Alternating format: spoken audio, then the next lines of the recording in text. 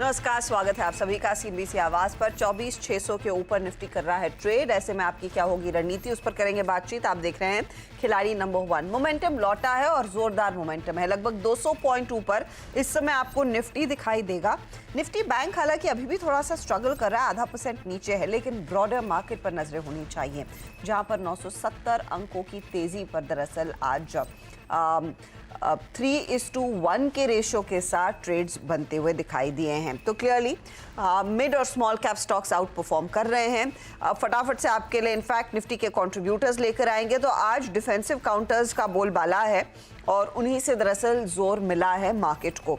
एक of course आपका Bharti Airtel है जो आउट परफॉर्मर है। इसके अलावा डीवीज लैब, अपोलो हॉस्पिटल जैसे काउंटर्स में तेजी बनी, लेकिन टेक्नोलॉजी ने भी साथ दिया। इन्फोसिस देखिए, टीसीएस देखिए, इनफैक्ट रिलायंस इंडस्ट्रीज का भी साथ आज बनता हुआ दिखाई दिया है। हालांकि बैंकिंग काउंटर्स थोड़े से बैकफुट पर हैं। कल एक्सिस बैंक नंबर्स के बाद फिसला, आज एचडीएफसी की बारी है। आईसीआईसीआई बैंक कल यानी कि सैटरडे को नंबर्स आएंगे और टेक महिंद्रा नंबर्स के बाद आज थोड़ा सा सिकुड़ रहा है। तो ये है फिलहाल मार्केट का ताज़ा हाल। बढ़ने वाली शेयर क्लियरली ज़्यादा है आज के दिन। ऐसे में हमारे जानकारों की रणनीति क्या बनी, उनकी तरफ से क्या रुझान रहेगा आज के लिए, उस पर होगी बातचीत। पहले आपकी स्क्रीन पर लेकर आते हैं रिटर्न्स। तो रिटर्न्स ऐसे बने हैं कि अरुण कुमार मंत्री अभी भी लीडरशिप पोजीशन में, 8% की रिटर्न्स उधर। लक्ष्मीकांत शुक्ला 6.2% के रिटर्न्स पर और मधु है -4% के रिटर्न्स पर। पहले तो इस मार्केट में स्थिति जो आज तेजी की बनी है, लक्ष्मीकांत, इसे कैसे पढ़ा जाए, बताइए। जी, जैसा कि हमारा फर्स्ट डे बात हुआ था कि निफ्टी के पास 24,200 का स्ट्रॉन्ग सपोर्ट है और पिछले 3 दिनों से हमने देखा कि निफ्टी इस सपोर्ट को डिफेंड कर रहा था और कल हमने एक पुल बैक मूव देखा और आज हम फॉलो थ्रू बाइंग देख रहे हैं। अभी निफ्टी 24,600 लेवल के पास आ गया है। यहाँ पर 61.8 फिबोनाची रिट्रेसमेंट है और अगर निफ्टी इस लेवल के ऊपर अगर सस्टेन करता है तो देन हमें फिर 24,800 से लेकर 24,850 के लेवल्स भी दिखाई दे सकते हैं। बट सपोर्ट जो है अब थोड़ा सा ऊपर आ गया है। पहले जो सपोर्ट था वो 24,200 था और अभी जो इमीडिएट सपोर्ट नजर आ रहा है निफ्टी में वो 24,400 है, वहां पे 20 डीएमए है। मधु, ये निफ्टी बैंक लेकिन उतनी तेजी में नहीं है। ऑफ कोर्स निफ्टी बैंक के लिए अलग अलग कारण है, कुछ नंबर्स का निराश करना, आरबीआई के जो प्रपोज्ड नॉर्म्स है कि देखिए आपको इंटरनेट और मोबाइल बैंकिंग पर थोड़े से और रिस्क वेट्स बढ़ाने की ज़रूरत बन रही है। तो आज थोड़ा खामोश बैठा है वो सेगमेंट, लेकिन रिवर्सल के कुछ साइंस किसी लेवल पर दिखेंगे क्या? जी बिल्कुल। बैंक निफ्टी जिस लेवल पर अभी ट्रेड कर रहा है 50,500 के आसपास, वो एक काफी अच्छा सपोर्ट है इसका। यहाँ पे काफी बाइंग प्रेशर बैंक निफ्टी को देखने को मिल सकता है और उम्मीद यही की जा सकती है कि आने वाले टाइम में आज ही के दिन यहाँ पे कुछ हमें रिवर्सल होता हुआ दिखे, कुछ हमें ऊपर जाता हुआ बैंक निफ्टी जरूर दिखे, ऐसी उम्मीद यहाँ पर लगाई जा सकती है। यहाँ पर अरुण, आपकी अप्रोच क्या रहेगी, स्पेशली जो मोमेंटम मिड कैप्स में आया है, उन ट्रेड्स के साथ रहे? हर्षदा जी, डेफिनेटली पहले तो गुड मॉर्निंग। और डेफिनेटली मिड कैप इंडेक्स में एक अच्छा ब्रेकआउट देखने को मिला है। निफ्टी का क्लियर कट साथ उसको भी मिल रहा है। बैंक निफ्टी हर्षदा जी डेफिनेटली नेगेटिव है, पर मुझे लग रहा है इस सपोर्ट के आसपास यहाँ से बैंक निफ्टी में भी वापस मोमेंटम आएगा। आईसीआईसीआई बैंक का रिजल्ट मेरे ख्याल से 2 से 3 दिन में आना है, तो वहां से भी मोमेंटम देखने को मिल सकता है। तो 50,500 जब तक बैंक निफ्टी होल्ड कर रहा है, बैंक निफ्टी पे भी मुझे शॉर्ट करने की सलाह नहीं है। यहाँ से रिकवरी देखने को मिल सकती है। निफ्टी और मिड कैप में क्लियरली ब्रेकआउट आ चुका है, तो वहां पे कोई दिक्कत नहीं है। पर अगर कोई बैंक निफ्टी का ट्रेड लेना चाहता है तो वो भी ले सकता है 50,450 का स्टॉप लॉस लगा के। मुझे लग रहा है तीनों इंडाइसेस नेक्स्ट वीक के लिए अच्छे सेटअप के साथ जा रहा है। ओके, तो ये फिलहाल आपके लिए निफ्टी बैंक में भी थोड़े से रिवर्सल के साइंस बनते हुए दिखाई ज़रूर दे रहे हैं। चलिए, आप लोगों के टॉप कॉल्स पहले मैं आपकी स्क्रीन पर लेकर आती हूँ और फिर बात करेंगे कि यहाँ पर आज के नए ट्रेड्स क्या हैं। एक वरुण बेवरेजेस, अरुण कुमार मंत्री का करीब 2% के रिटर्न्स देके गया। अशोक लेलैंड 3% की कमाई करके गया मधु के लिए, और लक्ष्मीकांत का ओएनजीसी था जो 2% तक के रिटर्न्स कमा चुका है।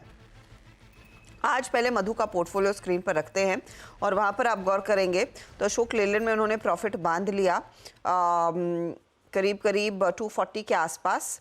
साथ ही आज सुबह में एनटीपीसी में भी ट्रेड इन्होंने बांध लिया। कल ऑफ कोर्स इंटरग्लोब एविएशन में एग्जिट किया था।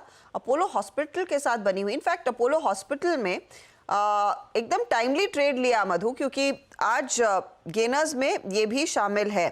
पहले इसको रिविजिट करते हैं। 6590 पर आ चुका है और आपका 7030 का टारगेट था। लग रहा है कि ये अगले हफ्ते तक अचीव होगा, ये मोमेंटम और जोर पकड़ सकता है। जी बिल्कुल, इसमें काफी वॉल्यूम के साथ ये जो ट्रेड है वो ऊपर जा रहा है। आने वाले टाइम में इसका टारगेट अचीव करके ये हो सकता है और भी ऊपर जाए, तो एक ट्रेलिंग स्टॉप लॉस रखने की सलाह रहेगी सभी दर्शकों और इन्वेस्टर्स को। ओके, तो बने रहने की सलाह अपोलो हॉस्पिटल में। आज का नया ट्रेड क्या है मधु? मेरा पहला आज का ट्रेड रहेगा टाइटन का। टाइटन में एक बहुत अच्छा मोमेंटम बरकरार है। हालांकि इस हफ्ते एक ही दिन में इसने 6.5% का मूव दिया था, बट फिर भी अभी इसमें आपको एक अच्छी अपॉर्चुनिटी मिल सकती है। एक और इम्पॉर्टेंट एनालिसिस इसका आपको जो गौर करने की बात है वो है सीजनैलिटी की। टाइटन में पिछले 23 सालों में 17 आउट ऑफ 23 टाइम्स, मतलब 73% ऑफ द टाइम्स इस स्टॉक ने बहुत अच्छा परफॉर्म किया है। ऑलमोस्ट 5.5% से ऊपर का एवरेज परफॉर्मेंस है इसका अगस्त के महीने में। तो क्योंकि अगस्त की सीरीज भी ऑलमोस्ट अगस्त की सीरीज स्टार्ट हो चुकी है, तो एक टाइटन बहुत अच्छा आपके पोर्टफोलियो में एडिशन रह सकता है। टारगेट इसके 3760 के रहेंगे और स्टॉप लॉस 3320 का रहेगा। ओके, तो ये फिलहाल आपके लिए एक बाय साइड का ट्रेड क्लियरली बना है टाइटन में। तो तेज़ी कीजिए, 3760 की तरफ बढ़ रहा है ये काउंटर। बाय साइड का ट्रेड 3320 के आसपास आप स्टॉप लॉस लगाएंगे जब आप इस ट्रेड में उतर भी रहे हैं। चलिए, अब अरुण का पोर्टफोलियो आपकी स्क्रीन पर रखते हैं और अरुण के केस में देखिए कुछ ट्रेड्स जो इनके पूरे फेवर में गए हैं। उसमें वरुण बेवरेजेस था, 2% के रिटर्न्स इसमें बने, तो प्रॉफिट बुक किया आज सुबह में। वेल्सपन लिविंग इन्होंने दिया था, वहाँ पर कल पोजीशन काट ली 179.20 के आसपास। नया ट्रेड आपका? लेकिन अर्षदा जी, मुझे लग रहा है केमिकल स्टॉक्स में एक अच्छा ब्रेकआउट देखने को मिल रहा है, चाहे वो टी देख लीजिए या पीआई इंडस्ट्री देख लीजिए। तो छोटा केमिकल स्टॉक HSCL में खरीदारी की सलाह, हिमाद्री स्पेशलिटी केमिकल 414 के आसपास चल रहा है। इसको करंट लेवल पे बाई करें। 402 का स्टॉप लॉस रहेगा। 445 तक मुझे लग रहा है इस स्टॉक में टारगेट देखने को मिल सकता है। ओके, 445 तक के लेवल्स नहीं, सॉरी, हिमाद्री केमिकल्स, ये हिमाद्री केमिकल आपने कहा ना? HFCL कहा कि हिमाद्री केमिकल कहा? HSCL, Himadri speciality chemical. नहीं सॉरी, ये हिमाचल फ्यूचरिस्टिक है कंपनी का नाम, हिमाद्री केमिकल नहीं है। पहले तो दो डिफरेंट कंपनियां हैं। HFCL शो का हिस्सा नहीं है। अब आपका 445 आपने मेंशन किया, राइट, टारगेट? जी अर्षदा जी, 445 हाँ, तो वो हिमाद्री केमिकल की बात हो रही है, नॉट HFCL। कंफ्यूज हो गए थे यहाँ पे हमारे डायरेक्टर साहब भी। ये जो स्टॉक आप दिखा रहे हैं ये सही है, 445 का टारगेट और स्टॉप लॉस 402 का, क्योंकि वो दूसरी कंपनी केमिकल कंपनी नहीं है, हिमाद्री की बात हो रही है। बाय साइड का ट्रेड यहाँ पर बनता हुआ दिखाई दे रहा है। 402 स्टॉप लॉस है और टारगेट आपका 445 का रहेगा। चलिए, लक्ष्मीकांत का पोर्टफोलियो लेकर आएंगे। तो इनका एक तो ONGC अच्छा परफॉर्मर था, लेकिन कल यहाँ पर प्रॉफिट बुक कर लिया है 337.50 पर। आज सुबह में कॉरमेंडल इंटरनेशनल में प्रॉफिट बांधा। ये बताइएगा अब नया ट्रेड आज का क्या है? जी, मुझे थोड़ा सा पावर सेक्टर में ट्रैक्शन लग रहा है और इसके अलावा मुझे ये जो हमारा फार्मा सेक्टर है वहां पे भी अच्छा खासा ट्रैक्शन दिखाई दे रहा है। तो मेरा जो कॉल है वो फार्मा सेक्टर से ही रहेगा।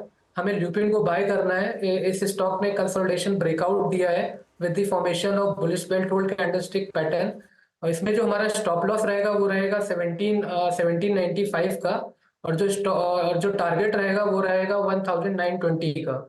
1920 के लिए तैयारी करता हुआ लुपिन इनफैक्ट बाकी सभी फार्मा कंपनियों की तरह आज एक आउट परफॉर्मेंस दिखा रहा है, तो तेज़ी की पोजीशन लेकर चले। 1795 आपके लिए स्टॉप लॉस का काम करेगा। अच्छा, by the way market day high पर ट्रेड कर रहा है निफ्टी और यहाँ पर निफ्टी और साथ ही निफ्टी बैंक दोनों आपकी स्क्रीन पर लेकर आते हैं। जब हमने पारी की शुरुआत की थी तो करीब 24,580 के आसपास था, वहाँ से एक बड़ा स्विंग लेकर अब हम 24,630 के ऊपर है। 225 अंकों का इजाफा इधर बना है। साथ ही साथ आप देखिएगा निफ्टी बैंक में एक बहुत तगड़ा रिवर्सल आया है। निफ्टी बैंक जो 130-140 पॉइंट नीचे था, अब महज 80 पॉइंट नीचे रह गया है। और कोटक महिंद्रा बैंक आपकी स्क्रीन पर मैं लाना चाहूंगी क्योंकि वहां से एक रिवर्सल आया है। कोटक महिंद्रा बैंक मिनटों में 1% ऊपर आता हुआ वो स्टॉक है जिसके बल पर दरअसल निफ्टी बैंक में तगड़ा रिवर्सल देखने को मिला। लेकर आइएगा प्लीज कोटक का शेयर, ये देखिए पॉजिटिव टेरिटरी में करीब करीब 20 रुपए के गेन्स और यहाँ पर दरअसल मोमेंटम और जोर पकड़ रहा है।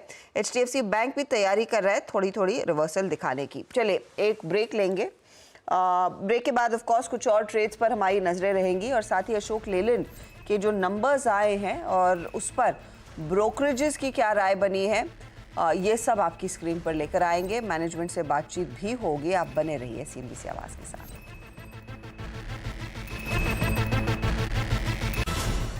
आप देख रहे हैं खिलाड़ी नंबर 1 और अब बात करेंगे अशोक लेलैंड की, जहां पर Q1 का परफॉर्मेंस आ चुका है। आप देखिएगा कि करीब आय में 11% का इजाफा, प्रॉफिटेबिलिटी पर थोड़ा सा दबाव था लेकिन ऑपरेशनली अच्छा परफॉर्मेंस है। बिट्टा में 24% तक की ग्रोथ, मार्जिन्स भी बढ़कर आए हैं, तो ऑपरेशनली स्ट्रॉन्ग क्वार्टर। कंपनी के MD और CEO शेनु अग्रवाल से अब बात करेंगे। मिस्टर अग्रवाल, स्वागत है आपका। Q1 के परफॉर्मेंस में ऑपरेशनल मजबूती देखने को मिल रही है, अगर मुझे थोड़ा सा और डिटेल दे सकें कि CV बिजनेस में कितना पिकअप है, आफ्टर मार्केट बिजनेस में किस तरह का परफॉर्मेंस है? देखिए, जहां तक Q1 का सवाल है, अशोक लेलैंड ने एक रिकॉर्ड परफॉर्मेंस दिया है Q1 में। हमारा CV वॉल्यूम्स Q1 के अंदर सबसे बेहतरीन रहा है। हमारा रेवेन्यू एक रिकॉर्ड लेवल पर गया है Q1 में। हमारा जो EBITDA है वो भी एक रिकॉर्ड लेवल पर है किसी भी Q1 में हमारी हिस्ट्री में, और हमारा PBT भी एक रिकॉर्ड लेवल पर है। तो मुझे लगता है कि Q1 में एक बहुत स्ट्रॉन्ग परफॉर्मेंस अशोक लेलैंड ने दिया है। अगर आप मार्जिन भी देखेंगे तो इस तिमाही में हमारा जो EBITDA मार्जिन है वो लगभग 10.6% रहा है, जो कि लास्ट ईयर Q1 के मुकाबले जो कि 10% था उससे लगभग 0.6% बेटर है। तो आई थिंक हर तरह से हमारा परफॉर्मेंस एक Q1 का बेहतरीन रहा है, चाहे वो वॉल्यूम्स हो, चाहे रेवेन्यू हो और चाहे वो प्रॉफिटेबिलिटी हो। सिर्फ एक पॉइंट मैं कहना चाहूंगा कि जहां तक प्रॉफिट आफ्टर टैक्स का सवाल है, एक चीज ध्यान में रखने की जरूरत है कि लास्ट ईयर हमें अपना जो डेफर्ड टैक्स लाइबिलिटी है उसको रीस्टेट करना पड़ा था Q1 लास्ट ईयर में, जिससे हमको एक 172 करोड़ रुपए का एक टैक्स में फायदा हुआ था। अगर आप उसको छोड़ दें, क्योंकि वो एक वन टाइम एक्सपेंस था, और फिर आप अगर पैट को कंपेयर करें इस Q1 में के पैट को और पिछले साल के Q1 के पैट को, तब भी आप देखेंगे कि हमने पैट में भी 30% की बढ़ोतरी की है। सो आई थिंक हर लिहाज से Q1 एक बहुत सेटिस्फाइंग क्वार्टर रहा है। ओके, तो ये फिलहाल आपने क्लियर कर दिया, लेकिन सर आपका मैं कॉल सुन रही थी, कल आपने ये भी कहा कि आगे चलकर जो मार्जिन्स हैं वो मिड टीन्स में आएंगे, तो क्या कॉन्फिडेंस दे रहा है आपको ये गाइडेंस देने के लिए? देखिए, जब लास्ट ईयर हम मुंबई में जब हमने अपना एक एनालिस्ट मीट किया था, तो उस वक्त हमने कहा था कि हमारा मीडियम टर्म गोल एक मिड टीन EBITDA की तरफ है। आई थिंक 2022 में हम लोग हमारा EBITDA लगभग 4% के आसपास था। 2023 में हमने उस EBITDA को बढ़ाकर 8% के आसपास किया। फिर फिस्कल ईयर 24 में हमने उस EBITDA को बढ़ाकर 12% किया। सो आई थिंक जो ट्रेजेक्ट्री चल रही है हमारी, उसके हिसाब से हमें खुद पर भी कॉन्फिडेंस है कि हम इस EBITDA को अगले कुछ वर्षों में मिड टीन की तरफ लेकर जाएंगे। अगर आप इस साल की शुरुआत भी देखें तो पिछले साल Q1 में जैसे मैंने कहा 10% EBITDA मार्जिन था, अभी हमने 10.6% EBITDA मार्जिन किया है। आने वाले समय में भी जिस तरह से CV इंडस्ट्री चल रही है और जिस तरह से हमारा फोकस है कॉस्ट सेविंग्स पे, जिस तरह से कमोडिटी प्राइसेस में भी हमें मदद मिल रही है, जिस तरह से हमारा रेवेन्यू मिक्स बेहतर हो रहा है क्योंकि हम नॉन CV बिजनेसेस पे बहुत फोकस कर रहे हैं। सो आई थिंक ये सब मिलाते हुए हमें लगता है कि आने वाले समय में भी हम एक अच्छा प्रदर्शन कर पाएंगे EBITDA मार्जिन्स पर। ये बताइए, स्विच बिजनेस जो EV साइड बसेस के लिए आपने टाई अप किया हुआ है या फिर जो वो प्लेटफॉर्म है, वहां पर कितने नए लॉन्चेस आएंगे, किस तरह की ग्रोथ आप एंटिसिपेट कर रहे हैं? क्योंकि एविडेंटली अब रास्तों पर वो गाड़ियां दिखती हैं, बसेस दिखती हैं। देखिए, हम बहुत खुश हैं। हमारी सब्सिडरी कंपनी है स्विच मोबिलिटी, उसने जो प्रोग्रेशन की है, जो बढ़ोतरी की है, उस पर हम बहुत खुश हैं। पहली बात ये थी कि स्विच पहले इलेक्ट्रिक बसेस के क्षेत्र में उतरी थी। अभी हमारे पास काफी अच्छा एक इलेक्ट्रिक बस के प्रोडक्ट्स हैं। हम स्विच मोबिलिटी एक अकेली कंपनी है भारत में जिसके पास एक इलेक्ट्रिक डबल डेकर बस है। वो बहुत सारी डबल डेकर बस मुंबई में चल रही हैं। अभी भी स्विच के पास जो ऑर्डर्स हैं उनकी संख्या काफी अच्छी है। हमें अभी बैंगलोर में एक 300 बस का ऑर्डर मिला हुआ है जिसे हमें सप्लाई करना है। हमें दिल्ली में एक 950 बस का ऑर्डर है जो हमें सप्लाई करना है। तो आई थिंक स्विच का बसेस के अंदर बहुत अच्छा एक आउटलुक हमें दिखाई दे रहा है। ऑन लाइट कमर्शियल व्हीकल्स का जहां तक सवाल है, वो एक दूसरा क्षेत्र है जिसमें स्विच ने कदम रखा है। कुछ महीने पहले हमने अपना पहला electric light commercial vehicle switch brand में लॉन्च किया था जिसका नाम था IEV4। उसको मार्केट में बहुत अच्छा रिस्पॉन्स मिला। अब हम उसकी काफी तेजी से डिलीवरीज कर रहे हैं मार्केट में। अभी हाल ही में पिछले हफ्ते हमने एक और सेकेंड प्रोडक्ट अपना electric light commercial vehicle launch किया है जिसका नाम है IEV3। आई थिंक ये दोनों प्रोडक्ट्स के साथ जो हम काम कर पाएंगे, जो हम स्विच को आगे और बढ़ा पाएंगे, आई थिंक वो बहुत अच्छा एक हमको आउटलुक स्विच का दिखाई दे रहा है। नाउ स्विच के अलावा, बिकॉज स्विच सिर्फ इलेक्ट्रिफिकेशन में बसेस और लाइट कमर्शियल व्हीकल्स पे फोकस कर रही है, अशोक लेलैंड के अंदर भी हम लोग काफी काम कर रहे हैं। जी, अब अशोक जी, अग्रवाल जी, मैं आपसे ये पूछना चाहूंगी, अब अशोक लेलैंड के डिफेंस ऑर्डर कहां पर हैं, कितनी ग्रोथ यहां पर बनती दिखाई देगी, क्योंकि ये भी एक इम्पोर्टेंट हिस्सा है आपके कारोबार का। देखिए, अगर आप हमारा पिछले 2-3 साल का ट्रेंड देखेंगे तो आपको साफ साफ दिखाई देगा कि जो हमारा नॉन सीवी बिजनेस है उस पर कंपनी बहुत फोकस कर रही है। और इसका कारण है कि हमें वहां पर काफी हेडरूम दिखाई देता है, चाहे वो डिफेंस हो या पावर सॉल्यूशंस हो या आफ्टर मार्केट हो या इंटरनेशनल बिजनेस हो। अब जहां तक डिफेंस की सवाल है, पिछले साल ही हमने उस बिजनेस को डबल से ज्यादा किया एक साल में।